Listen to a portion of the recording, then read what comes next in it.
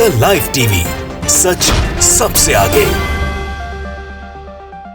दोस्तों, मैं अब्बास हफीज हूं। जहां जहां जिस जिस राज्य के अंदर भारतीय जनता पार्टी की सरकार चले जाती है, चुनाव हार जाते हैं, वहां पर विधायकों को पाला बदलवा के बीजेपी सरकार में दोबारा आ रही है, ये देखने को मिल रहा है। लेकिन जब वहां वापस चुनाव नगरीय निकाय के, लोकल बॉडी के, ग्राम पंचायतों के होते हैं तो बीजेपी का अच्छे से सुपड़ा साफ हो जाता है, क्योंकि जनता ने उन्हें पहले भी वोट नहीं दिया होता है और जनता को जब मौका मिलता है तो उनको अच्छे से उनकी क्लास ली जाती है। ऐसा मध्य प्रदेश में आपने देखने को मिला था, आपको दिखाया था मध्य प्रदेश में कैसे नगरीय निकाय के परिणाम घातक साबित हुए थे बीजेपी के लिए। और अब एक बार फिर से बीजेपी को ये दावा किया जा रहा है सोशल मीडिया पे कि झटके पे झटके लगे हैं।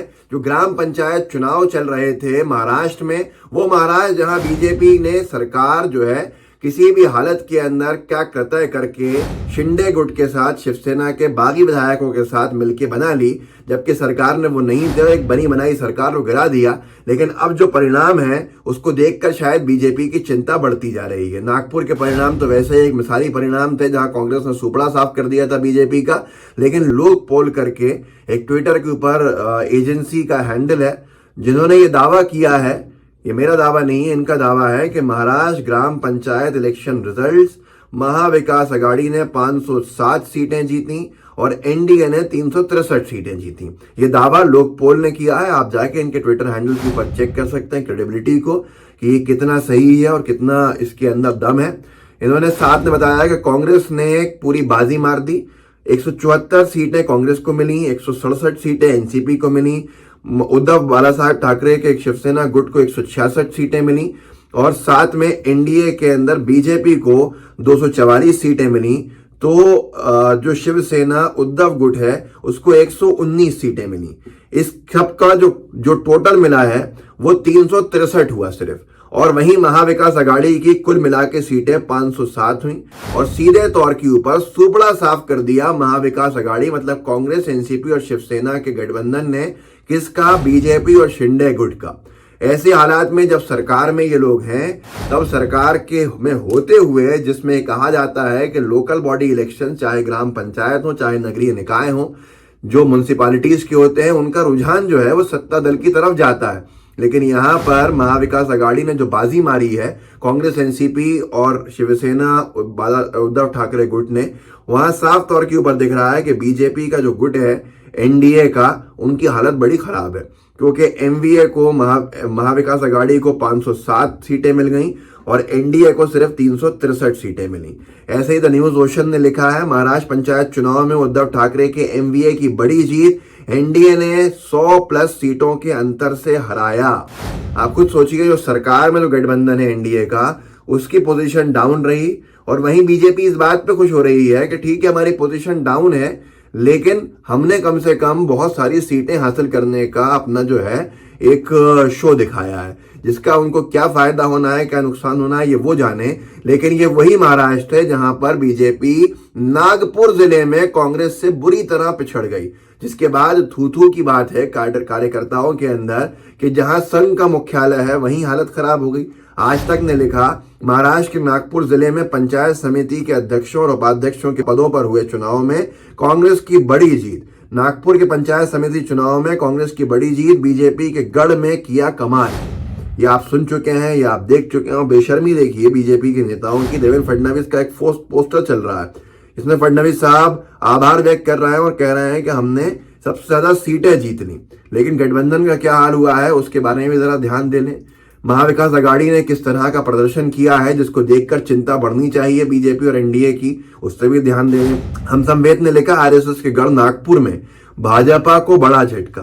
पंचायत समिति चुनाव में कांग्रेस को मिली बड़ी जीत। महाराष्ट्र के नागपुर में पंचायत समिति में मिली जीत से कांग्रेस में उत्साह। आरएसएस से गढ़ नागपुर में भाजपा को बड़ा झटका। पंचायत समिति चुनाव में कांग्रेस को मिली बड़ी जीत। इन्होंने इसके ऊपर लिखा भी है किसको क्या मिला है, किसको कितने वोट मिले हैं और किसको कितनी सीटें मिली हैं। ये आपने सुना है, ये बात 2 दिन पुरानी है। महाराष्ट्र में नागपुर की पंचायत समिति के अध्यक्षों उपाध्यक्षों पदों पर हुए चुनाव में बीजेपी को तगड़ा झटका लगा। यहाँ कांग्रेस ने पंचायत समिति की अधिकांश सीटों पर कब्जा जमा लिया है। ये कहाँ का है? जहां आरएसएस मुख्यालय है। बीजेपी पंचायत समिति के अध्यक्ष का एक भी पद नहीं जीत सकी और इन चुनावों में उपाध्यक्ष की केवल 3 सीटें ही पार्टी के खाते में आई। आरएसएस से गढ़ में बीजेपी का यह प्रदर्शन पार्टी के लिए बड़ा झटका माना जा रहा है। और ये भी लिखा है कि नतीजों की बात करें तो कांग्रेस ने 13 से 9 प्रमुख पद अपने नाम किए हैं, वहीं 8 उप प्रमुख पर भी पार्टी का परचम लहराया है। कांग्रेस पार्टी ने अध्यक्ष के 3 पद हासिल किए, जबकि शिवसेना ने अध्यक्ष के 1 पद पर जीत दर्ज की। वहीं बीजेपी के खाते में सिर्फ 3 उप प्रमुख गए हैं। मतलब आप सोच लीजिए कि जहां से पूरी बीजेपी चलती है उस आरएसएस के गढ़ में भाजपा का सुपड़ा साफ कांग्रेस ने कर दिया। और इससे क्या आपको रुझान दिख रहे हैं ये आप अंदाजा लगा सकते हैं। बीजेपी के लिए यह हार ज्यादा बड़ी इसलिए भी मानी जा रही है क्योंकि कई बड़े नेता खुद इसी क्षेत्र से आते हैं। बीजेपी के प्रदेश अध्यक्ष चंद्रशेखर बावनकुले, केंद्रीय मंत्री नितिन गडकरी, डिप्यूटी सीएम देवेंद्र फडणवीस का ये गढ़ रहा है। आरएसएस का मुख्यालय भी नागपुर में ही है, लेकिन कांग्रेस ने इसी गढ़ को ध्वस्त कर दिया है। इस जीत के बाद कांग्रेस उत्साहित नजर आ रही है। ये सारी की सारी चीजें जो हैं बीजेपी को परेशान कर रही हैं। मैं फिर कहूंगा कि आप सरकार अनैतिक तरीकों से बना सकते हैं, लेकिन फिर जनता जब जो हाल करती है वो हाल ये होता है कि इस दावों को जो सोशल मीडिया पे चल रहे हैं माना जाए तो महाविकास अघाड़ी के 507 और एनडीए के बीजेपी एनडीए के 363। तो ये हालत अगर रही तो आगे बीएमसी के चुनाव के अंदर जिसको उम्मीद बनी हुई है बीजेपी को, लोगों का कहना है कि शिंदे गुट को इस्तेमाल ही तब तक किया जा रहा है कि बंबई की नगर पालिका के ऊपर कब्जा किया जाए। वो कैसे कब्जा होगा इसका अंदाजा आप अच्छे से लगा सकते हैं। वहीं पर झटकों की अगर बात की जाए तो एक तरफ जनता झटके दे रही है और दूसरी तरफ बीजेपी के खुद ही जो नेता भागवत पुत्र होंगे वो झटके दे रहा है। सुब्रमण्यम स्वामी साहब ने एक याचिका लगाई है जिसको लेकर ईटीवी भारत हिंदी लिखता है कि भाजपा नेता की याचिका पर सुप्रीम कोर्ट ने आरबीआई और सीबीआई को नोटिस जारी किया और ट्वीट किया है सुब्रमण्यम स्वामी की इस याचिका से भाजपा सरकार को लग सकता है झटका। बैंक लोन फ्रॉड केसेस को लेकर एक याचिका चल रही है। याचिका सुब्रमण्यम स्वामी जी ने लगाई है, बीजेपी के दिग्गज नेता, पूर्व सांसद रहे हैं जो।